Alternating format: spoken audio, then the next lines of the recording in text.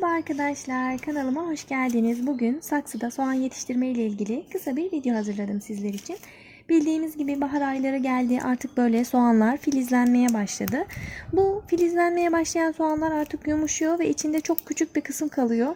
Doğradığımızda çok işe yaramıyor ama yeşilini dikerseniz soğan olarak, taze soğan olarak, yeşil soğan olarak tüketmeye çalışırsanız çok daha avantajlı olur.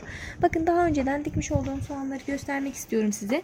Ben böyle filizlenmiş olanları, çimlenmiş, yeşermiş olan soğanları hemen toprağa dikiyorum. Dikmesi zaten çok basit arkadaşlar. Hemen şöyle göstereyim. Bakın, şöyle soğan alıyorsunuz. Şöyle hemen hafif gömüyorsunuz. Yani iyice içine, toprağın içerisine gömmenize gerek yok.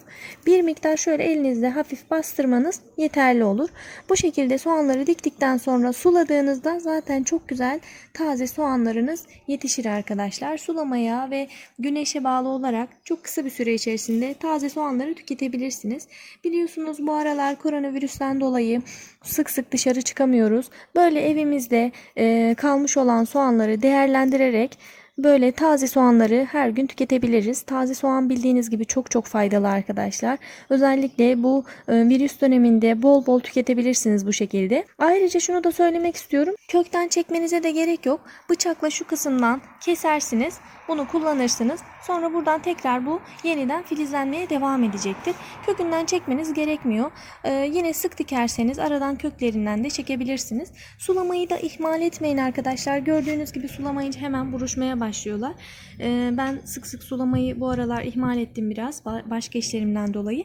Ama siz sulamayı da ihmal etmezseniz, bol güneş alırsa oldukça güzel yetişecektir arkadaşlar. Dikim konusuna gelirsek, çok sık dikmemeye çalışın. Şöyle belli aralıklarla saksılara dikebilirsiniz. Özellikle dediğim gibi şöyle filizlenmiş olanları dikmenizde fayda var. Çünkü bunların iç kısımları zaten oldukça yumuşak oluyor ve soğanın yarısı boş oluyor. Ama bu şekilde dikerseniz daha avantajlı olacaktır.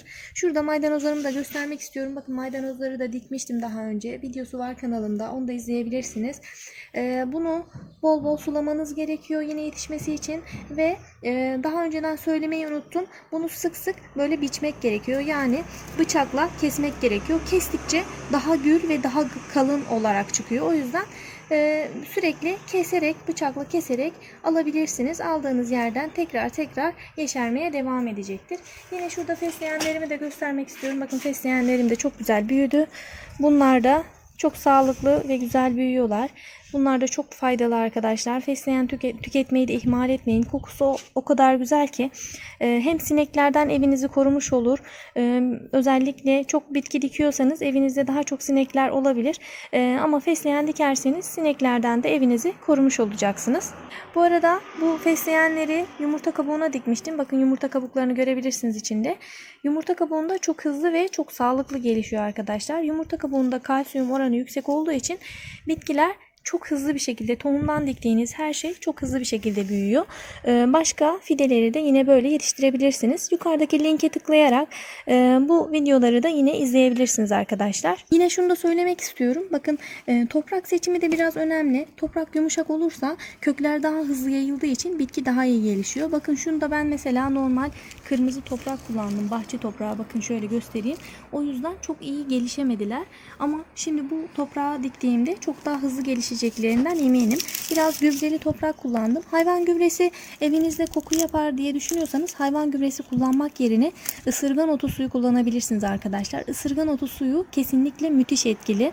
Azot oranı çok yüksek olduğu için bitkilere, çiçeklere, bahçenizdeki sebzelere güvenle kullanabilirsiniz. Oldukça faydalı. Yine onun videosu da kanalımdaki videolar arasında mevcut. Onu da yukarıdaki linke tıklayarak izleyebilirsiniz. Bu soğana da özellikle ısırgan otunu kullanacağım. Yine maydanoza da özellikle ısırgan otunu kullanıyorum ben. Hayvan gübresi çok fazla kullanmadım. Çünkü hayvan gübresi ev ortamında biraz koku yapma ihtimalini düşünerek ısırgan otu suyu kullanmayı daha çok uygun gördüm arkadaşlar. Yine yumurta kabuğunu da karıştırıp toprağına karıştırabilirsiniz. Yumurta kabuğu da bildiğiniz gibi oldukça besleyici ve vitaminli, toprağa fayda edecektir.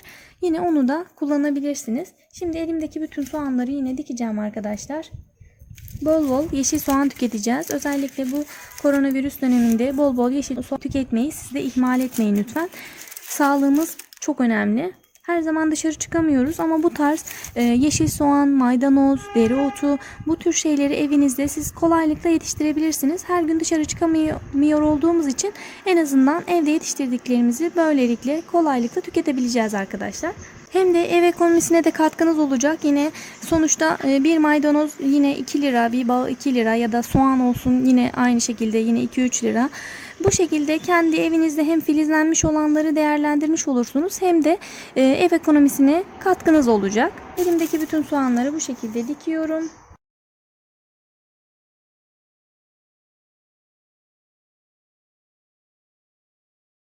Yakın zaman içerisinde tohumdan soğan elde etme ile ilgili videomu da hazırlayacağım arkadaşlar.